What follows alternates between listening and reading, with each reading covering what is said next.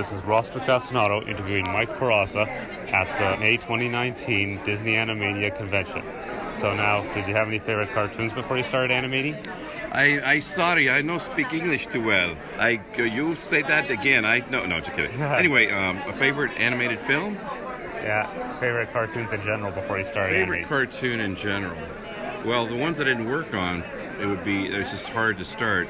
But I'd say Snow White because it had so many groundbreaking elements in it. With them always multiplying for a feature and first full-length feature animated film. But also Pinocchio, there's so much incredible detail. Sleeping Beauty was such a beautiful, breathtaking film. The color, the scope, the being done like in Cinerama like that. Yeah. And then also 101 Dalmatians, it was just such an incredible Madison Avenue type of thing brought to life on the big screen. And then there's other ones like Dumbo I thought was fantastic because it's an incredible story, a lot of heart, a lot of feeling. And the only feature done by Disney under 1 year. And it was the first hit they'd had since Snow White. So I'm sorry, I ramble on, but there's so many different Disney films that I've really loved. Very nice. Why would you say those were your favorites? For all those different reasons, I probably are. Another film I had to say that I really enjoyed was Little Mermaid, and I was lucky to be the art director on that film. What was so much fun with that was I get to work with a lot of my old friends, people I'd gone to CalArts with, and other friends I'd made at the studio. And then when they approached me, I got a call from a guy named John Musker, who's the director, he and Ron Clemens. And he says, we're doing this film on Little Mermaid. We want you to be the art director. And I was working back over at Disney TV at that point doing DuckTales and Goof Troop and stuff. And I said, well, you know how the ending is. What are you going to do for the ending? And he goes, well, just read the script. I'll send you a script over. I said, no, John, I want to, because the ending in the film, or in the book, it basically has the mermaid committing suicide. Oh. She's got to put a knife into the prince's heart by sundown, or if not, she'll turn, she just disintegrates. And she ended up turning into foam on the water because she couldn't do it. She was in love with the prince too much. And I said, well, I hope you have a better ending than that. And he goes, just read the script. And the ending basically said good triumphs over evil, and they get married, all that kind of. But there were no specifics, but he assured me it was going to be a happy ending. So I said, and also we got a guy named Howard Ashman who's going to do the songs. And I went, oh my God, I'm a big fan. He goes, yeah, right, like you've heard of Howard Ashman. And I said, yeah, I've got his album. I went to Westwood Playhouse, and he had Little Shop of Horrors. And I got, Howard was at the back door after the show, and he had a record, and they was selling record albums. That's back when he had vinyl records, no CDs. And he actually signed it. And he goes, oh, you do know who he is? I said, yes, I do know who he is.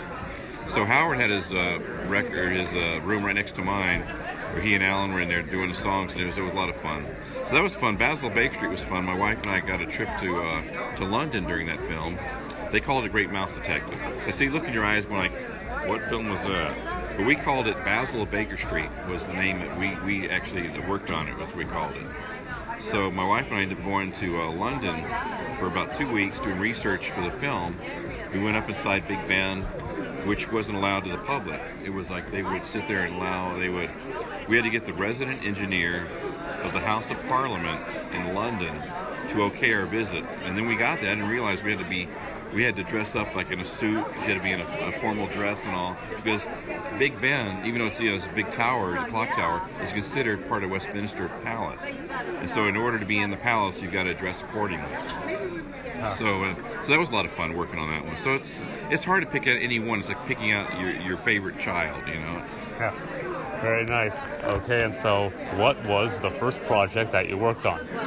First project that I worked on was actually a film that was never released called The Little Broomstick.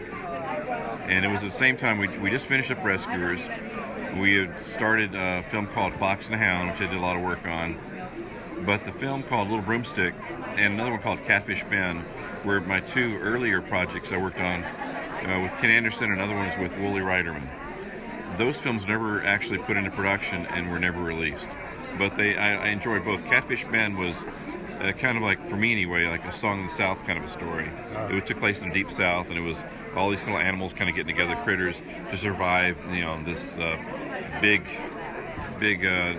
thing was going to happen to their area.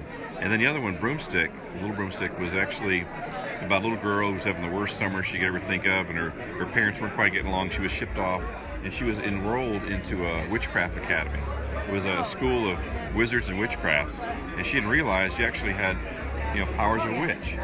And so this is years and years and years before another famous, school of witchcraft came on the scene. But we were working on that, and the head of the studio said, okay, it's going to be very expensive. It would have been, because we had a crowd of kids. We had a lot of people in it. I said, if we're going to do this, we need to make a decision. We either have to do Little Broomstick or we have to do Black Cauldron, because they're both going to be pretty much epic movies and expensive. And so we said, well, we could do, I guess, I voted for Little Broomstick. And so did some of the other, veterans that I knew there. So we want to do Broomstick. Well, Cauldron was already being advertised as like the Snow White for the new generation, and all the money's going. And so, it was still an interesting, good choice. And I understand why they did it, but Cauldron's the one that got the green light, and the other film just kind of got swept under the rug. Well, what was it like to work on this? It was a lot of fun. In those days, I had a corner room, and the other side was a guy named Don Griffith. Don Griffith's one of the most talented, unsung heroes of Disney animation. He has done stuff for every animated film, from Pinocchio all the way up to Black Cauldron. That's a pretty long run of classic films. He got there right after Snow White. And in the other corner office, where it was like, I was in the corner, and then we had the director of our animated features and producer was Wooly Riderman. And so we had all the Eric Larson. We had still some of the Nine Old Men were still there at that time. Milk Hall was still there. Frank and Ollie. A lot of the guys were still. Ward was working over at WED, but you had people that were still, in the building. And the building itself it was like a time warp. It hadn't really changed much since Walt had passed away. So it was a lot of fun. We saw the same exhibits. We had the old Sword and Stone flip books and stuff in the hallway downstairs from National Geographic interview days. So that went back to before Walt had passed away. It was still in the hallway. And why were the films not released?